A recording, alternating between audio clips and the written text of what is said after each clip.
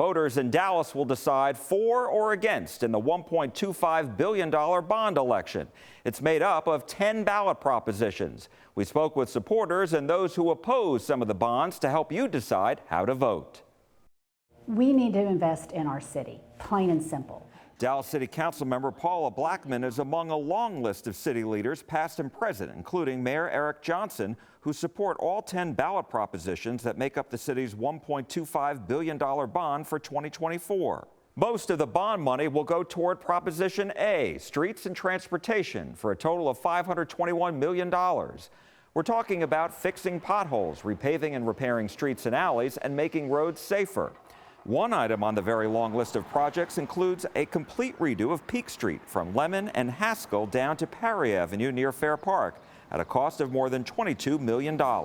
So what we're also seeing is people saying, you know what, I don't want to be in my car all the time. I want a bike trail.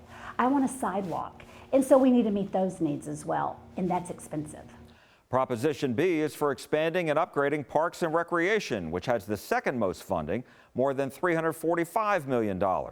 This includes $30 million for improvements to the Dallas Zoo, plus $4 million to make upgrades to the Dallas Arboretum, and $6.5 million for the expansion of Clyde Warren Park, and also $20 million to dredge White Rock Lake, a project that's also received federal funding. As we've seen, people care about that lake. And since the pandemic, people want to be out in a public park. I'm going to call those the no-brainers.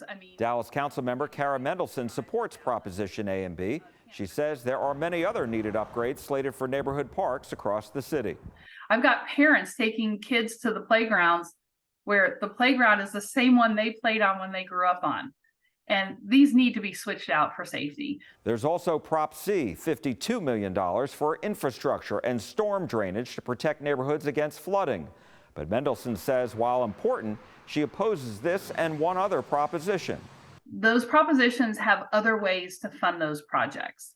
And so we don't really need to go the route of a bond.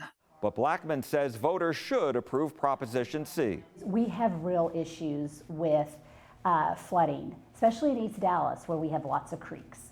So I say it's a small amount to invest in people's quality of life in their neighborhood. Then there's Prop D, upgrading the city's public libraries for more than $43 million. More than $75 million will go to Prop E toward repairing city-owned arts facilities and attracting visitors to the Arts District.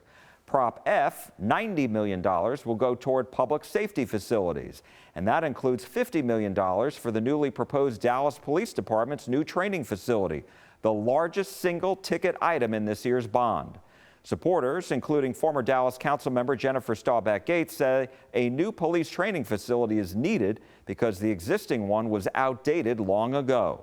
Anybody that's toward it is, I think, appalled. If you want a great police department, it starts with the training. And this is going to help us retain and recruit, which we desperately need. And it is going to help us be a world-class police department that's going to be community focused. The new facility will be built at UNT's new campus in South Dallas. But not everyone supports this project, including Tamara Hutcherson of the group Stop Cop City Dallas. And we believe that it will result in more over-policing and repression in our communities, and we think that money could be utilized elsewhere. Well, why not invest money in updating that facility instead of completely constructing a new facility entirely? The training facility will cost a total of $140 million. If voters approve, the city will have a total of $80 million committed to the project. And Staubach Gates says she's been speaking with a number of private foundations about making contributions of their own to this public-private partnership. So we're moving in the right direction. We have a lot of support, but we need the voters to stand up and support this proposition. Prop G is more than $72 million for economic development and attracting jobs and workforce programs.